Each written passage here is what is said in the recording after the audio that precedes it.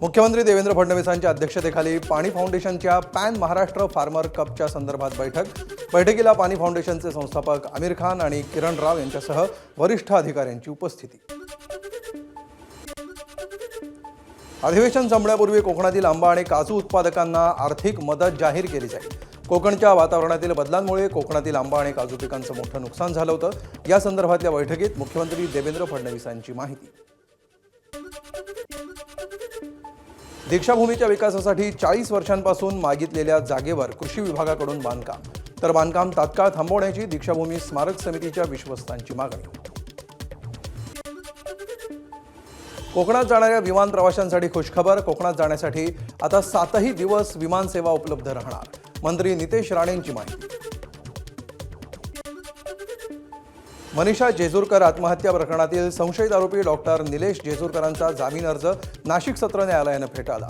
Doctor Nilesh जेजुरकरांनी Manisha यांच्या शवविच्छेदन अहवालामध्ये छेडछाड केल्याचा कुटुंबियांचा आरोप। अकोल्यातील सिंधी कॅम्प चौकातल्या उड्डाणपुलावर कारनं अचानक घेतला पेट। शॉर्ट सर्किटमुळे कारनं पेट घेतल्याची प्राथमिक माहिती। सुदैवानं या घटनेमध्ये कोणतीही जीवितहानी नाही। पुण्यातील मांजरी भागामध्ये जुना कालवा फुटला। रस्त्यावर पाणीच पाणी। शेतीसाठी जोडण्यात येणाऱ्या लाखो लिटर पाण्याची नासाडी। मुंबईला पाणीपुरवठा करणाऱ्या 7 तलावांमध्ये अपेक्षेपेक्षा कमी पाणीसाठा। उन्हाळ्यात पाणीपुरवठ्यावर ताण येण्याची शक्यता। त्यामुळे नागरिकांना पाणी जपून वापरण्याचं प्रशासनाचं आवाहन। कोल्हापूर जिल्ह्यातील पिंपळगावमध्ये लक्ष्मी यात्रेच्या निमित्तानं लेझिम स्पर्धा पार पडली।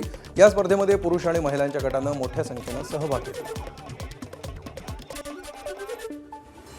सनरायझर्स हैदराबादचा नियमित कर्णधार पॅट कमिन्स पाठीच्या दुखापतीमुळे सुरुवातीच्या सामन्यांमधून बाहेर। झारखंडला मुश्ताक अली ट्रॉफी जिंकवून देणाऱ्या ईशान किशनला हैदराबादचं कर्णधारपद मिळण्याची शक्यता।